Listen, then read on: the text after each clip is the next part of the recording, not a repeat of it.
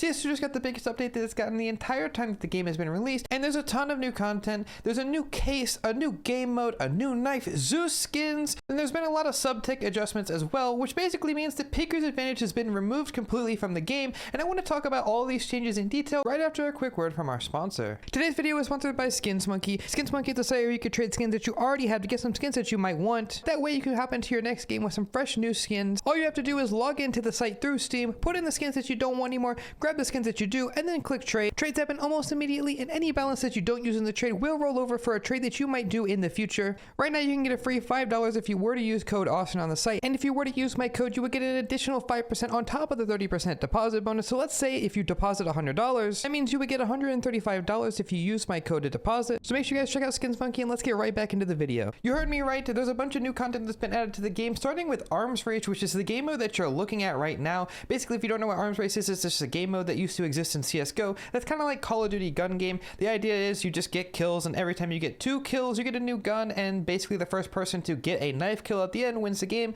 It's a pretty good time. I'm going to have some gameplay of it playing while I talk about the other updates as well, so you guys can just enjoy that. I enjoy the game mode quite a bit. It's also really good for farming XP, because if you do farm the XP, you get your drop for this week, and you could get the new case. And speaking of the new case, there's a ton of new skins that are really cool. I mean, the Source 2 engine, of course, we already know is capable of making some insane graphics and some really cool skins, and we're getting to see that in this first case. I'm pretty happy with a lot of the cases. The Op is probably the coolest skin that I've ever seen in Counter-Strike. It's really cool. I mean, I'm just inspecting it right now with the new inspect feature that they added as well, which means you can inspect it as if you're holding it. So if you have a new pair of gloves that you want to see how a skin looks like with it, you can actually do that as well. It is pretty cool. A nice feature that we didn't even ask for, and Valve delivered anyway. We like that. A couple other various skins in here. The Black Lotus is really nice. Obviously, the Lego Glock is pretty cool. I like all of these things that I'm showing on screen right now. They're very cool skins. Highly recommend picking them up. They're actually not even that expensive because people are spam opening the cases already. It's a really cool case. And speaking of which, they also added a new knife, but we already knew this knife was coming because it's been leaked in the files for quite some time. It's the Kukri knife. We've already had access to it if you played offline maps. It already existed. You could try it out, but the animations have been added now. The animations are kind of fancy, actually. I don't mind them at all. I just am not a really big fan of the way the blade is shaped, but it might grow on me in time, so you could try out the Kukri knife. It'll probably get cheaper as the case has been out for longer, so go ahead and try that out. I have some gameplay of it on screen right now. It's pretty cool. And while we're talking about all the new content that's been added, there's been a new feature added to the game as well, where you could already put stickers on guns, but now you can put stickers all over the guns. As long as they're able to be placed there, you could put them there, and I think every gun you can now place 5 stickers on, which is a pretty big change. But the problem is that with this, you know, the community can be creative. I mean, you have some people that just use their, you know, creativity for good things. Like me, for example, I put a gun that spells out Austin CS on it. That's pretty cool. But here's some community examples. There's this one, and then there's this one, and this one, and this one, and all of these I'm not allowed to show on my YouTube video because they're all slurs, and we all know that that's gonna happen. So hopefully Valve adds a feature in the future that will allow us to report these kind of offensive sticker crafts, and hopefully something will get done with that, because I'm not the biggest fan of playing on stream and whipping out a gun that has a slur on it that I have to just use for the rest of the round or game potentially. It's just not really the best thing. Not a great feature in my opinion, but that's not to say that in the future that it couldn't be good or even great. But for now, it leads to a lot of bad things, and I'm just not really a big fan as a content creator, or even as a player in general. I don't want to see any of that in my game, and now I'm just kind of being forced to, which is just kind of eh. But I do see the vision. Hopefully in the future we get there. But yeah, again, it's just kind of, you know, well, I mean, you get it, you know. And it's probably at this point in the video where you're thinking, well, that's all cool and good, Austin. There's a new game mode I'm never going to play, a couple of skins I'm never going to be able to afford, so I don't really care. But let me tell you about the things that are going to impact you. Starting off with the Zeus update, there actually has been a pretty significant Zeus buff that's been added to the game, which is that the Zeus recharges now, which is pretty cool. So if you use the Zeus, after 30 seconds, it will recharge and you can Zeus somebody again. But the only downside is that when it does charge up again, it makes this really loud sound, and if you listen closely, it could give away somebody's position. Just listen here. I think it's a pretty good idea that the Zeus can recharge, but I don't know, maybe this will lead to seeing the Zeus used more in ecos. Maybe the Zeus will just be a mainstay of oppers, or, you know, maybe on ecos, it could just be it could get you a couple of kills. I like this idea. It gives the Zeus more purpose. And along with the new Zeus skins that they're adding to the game, it could just mean that the Zeus has a place in the game going forward. And I would really like to see that. Let's get to the exciting part of the update though. This is the update to Peeker's Advantage. And that basically is a really big deal, because Peeker's Advantage is something that has always been a problem in CS2 as long as I can remember playing the beta and the pre-release up until right now, this current update. Peeker's Advantage is a big deal. Basically, if you don't know what Peeker's Advantage is, it just means that when you peek somebody, you just have an advantage, which encourages people to always peek, which encourages aggressive play. It makes the op really hard to use. It makes holding angles really hard. But in this update, they've curbed that pretty significantly, and it feels a lot better. It feels very close to CSGO. So as you can see here, I'm playing in a server with my friend Logan. He has a YouTube channel, by the way, Loagerd. I put him in the top right. You should check him out sometime. Really good guy.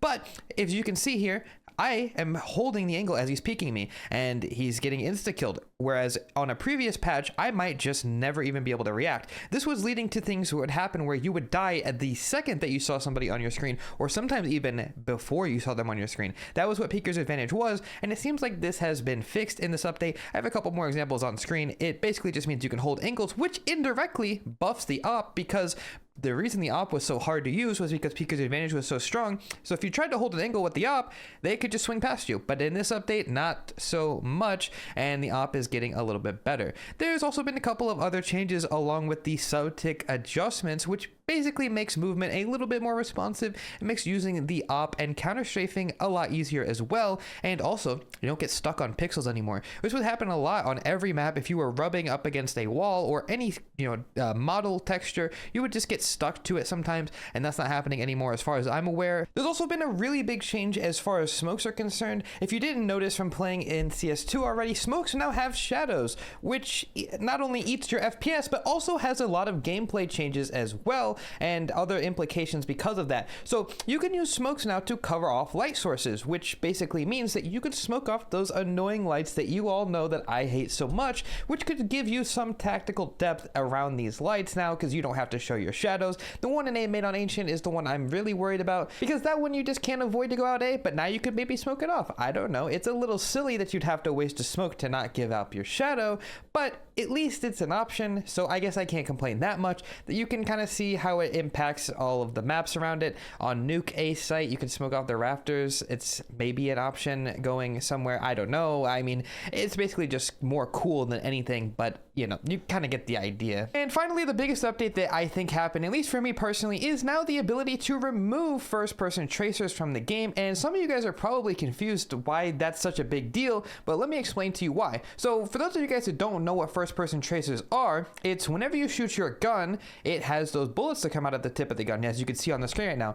And you might think that those are really helpful, especially for spraying, especially if you're a newer player. You might like having those on, but for somebody who's played for thousands and thousands of hours, these are just more visually distracting than helpful. I mean, having them on in CS2 is just jarring, considering that I played 10,000 hours of CSGO without them, and it just kind of confused me. Like, I know the spray, like I could spray without the tracers, and having them on my screen was like messing with my head. I don't know how to explain it. Maybe it's copium, but I have them off, and I already feel like the game is a lot better because of it. If you want to turn them off, you can. It's just a setting, and I would personally keep them off. If you want to have them on, you can. But this is a W update. Thank you, Valve. And this is also a good sign for all of those people who are hoping for left-handed to be added in the future. This is definitely a step in the right direction. I think we could be just a few updates away from getting that. So that's pretty much the entire update summarized. I did skip a couple of smaller things that I don't think are as important, but the main thing is that the game has more content. It looks, feels, and plays a lot better, and pretty much I'm just excited for the direction the game is heading. I'm glad that I can actually hold angles again. So with all that being said, that's going to be it for me. If you guys did enjoy the video, please subscribe to the channel and also leave a like as well if you guys want to see more content like this. Also, check out this video that YouTube probably wants you to watch from one of my channels. Yeah, that's pretty cool, right? You should do that. Also, on a side note, my stream room is almost done. Leave a comment on, tell me what I should put on this wall. I have a big wall here that could use something, and I need to figure out what it is. I normally don't leave something like this at the end of a video, but seriously, tell me, what should I put here?